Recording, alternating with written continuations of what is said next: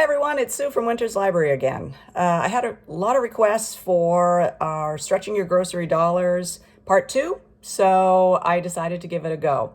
I wasn't sure what to do at first, but then I went to the grocery store today and I was delighted to find some sausages on sale. Yay!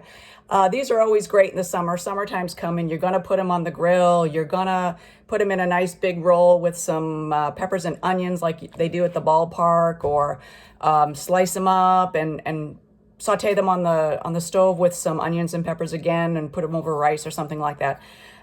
They're always great, especially in the summer. And by the looks of it, a lot of people had the same idea and they bought a lot of packs as well. But that doesn't help you. So what I'm going to do is come up with a few more recipes that you can use this sausage in out of their casings and have some nice meals set aside for you for other days. So with that in mind, of course, I'm going to do a soup. Soup is always great. I have a great Red Barn chowder. I also have a stuffed acorn squash with a little bit of maple glaze, which is wonderful. And I have a couple of pasta dishes. So let's get to it.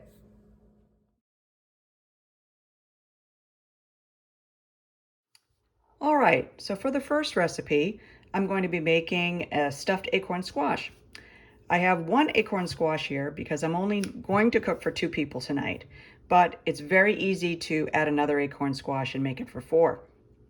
I'm going to fry up all of the sausage, but I'll be using most of it in another recipe, which I'll give you right after this one.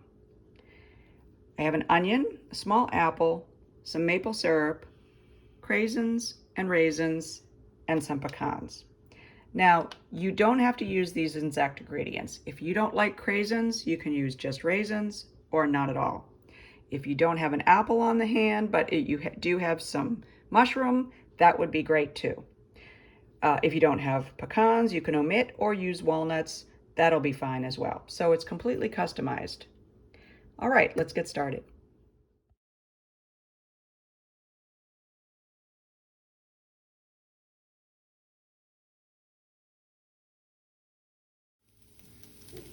All right, I fried up the sausage and then I drained it, added the onion until it was translucent.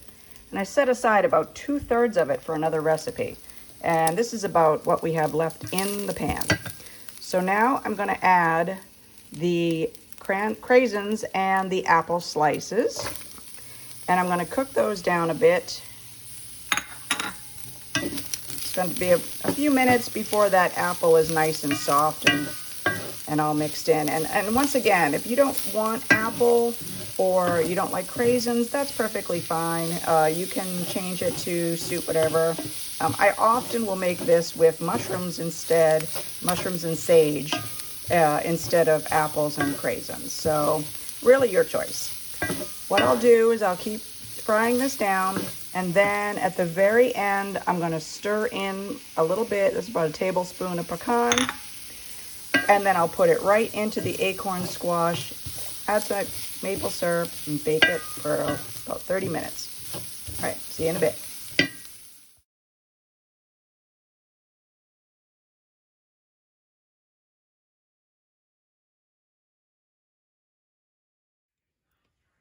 I took the squash out of the oven and made sure it was nice and soft. Then I spooned the mixture into the halves of the acorn squash. And now I'm going to drizzle it with some real maple syrup. I do not recommend using the kind of syrup that is made with corn syrup. You really want to use real maple syrup here. And I'm going to drizzle some all over the top, about a 1/4 cup in total. Pop it back in the oven for about 15 minutes, and then it's ready to serve. Doesn't that look like an elegant meal for you?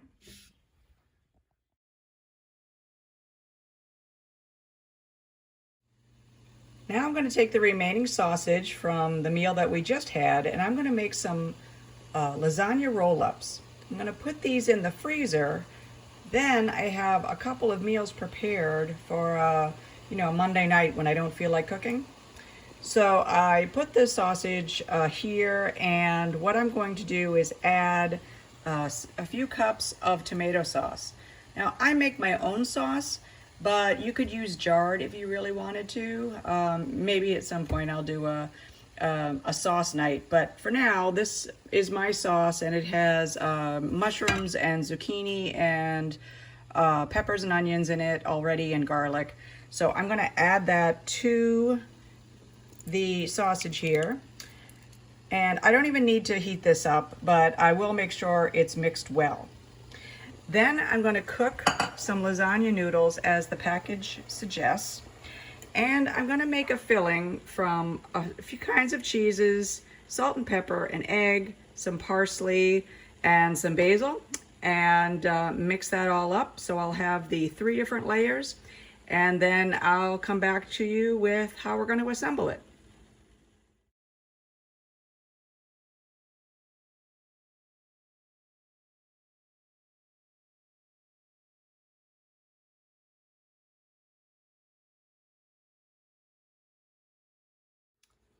All right, this is what my assembly line looks like. I have a baking sheet lined with parchment paper, and I laid out 5 lasagna noodles, and they're in different states right now. I wanted you to see how I spread a thin layer of cheese, and then I drizzled some of the sauce, the meat sauce, on each piece. And then I'm just gonna roll them up and put them in another baking sheet. The baking sheet has some sauce already in the bottom, and the lasagna roll-ups are going to look like that once you roll them up. And I'm just going to put 6 in this container. I have 2 of these, and I'm going to make 12 rolls in total, 6 roll-ups per pan. All right, and there you have it. So in each one of these pans is 6 of those roll-ups. And what I did was I took the remaining sauce I had and I spread it over both pans, then topped it with the leftover mozzarella and a sprinkling of the Parmesan cheese. What I'm going to do now is I'm going to cover them in tin foil and pop them in the freezer. And when I'm ready for them, I can just take them out and put them in the refrigerator the night before and pop it into the oven at 350 for about an hour. But you want to make sure if you're going to use the glass pans that I have here, that you heat the oven with the pan inside, because you don't want it to shatter. So that's just a little tip on the other side of things. But look at that. So now for a couple weeks on a Monday night, if I don't feel like cooking, I can pull out a pan of lasagna and have it ready to go.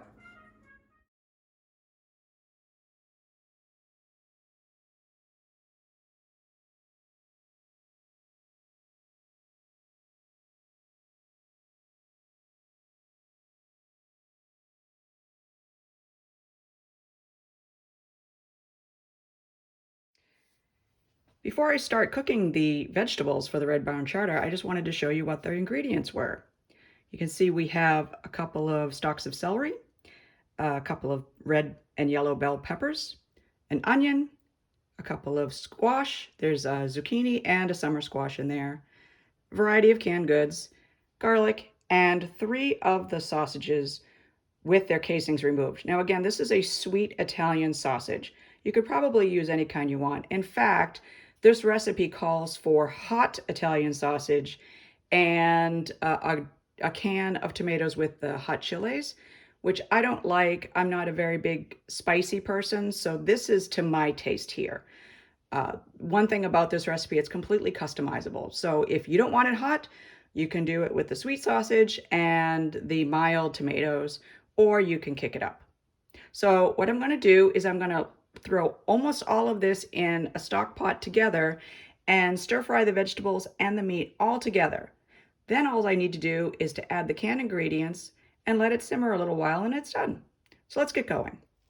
So I've sauteed all the vegetables together with the ground sausage and got that all cooked through. The vegetables are starting to get tender and the meat is brown. So the next step would be to add the finely chopped tomatoes or pureed tomatoes, the diced tomatoes, the paste, and some seasonings. I have salt and pepper, some basil, and if you wanted to put in a little crushed red pepper at this point, that's okay. It just brings it up a little bit, not too much heat as a hot sausage would.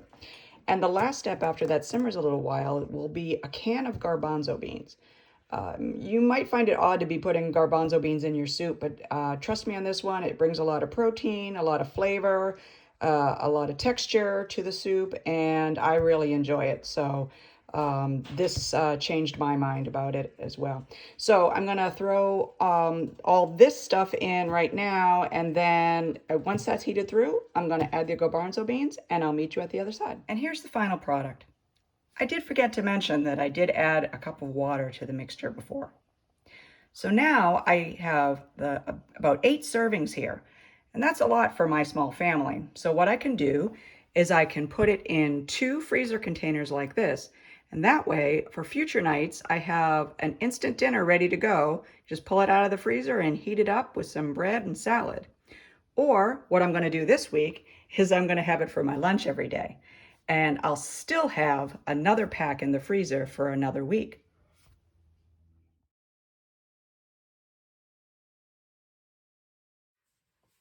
So I hope this video inspired you to look at sausage in a different way. If you see Italian sausage on sale, grab a few packs and maybe you can try some of these recipes yourself. Stop by the Winters Library for a recipe packet, or you can email me at the provided email address. And who knows, maybe I'll do this again in a couple of months. But hope you enjoyed it, and thanks for joining me. Have a good day.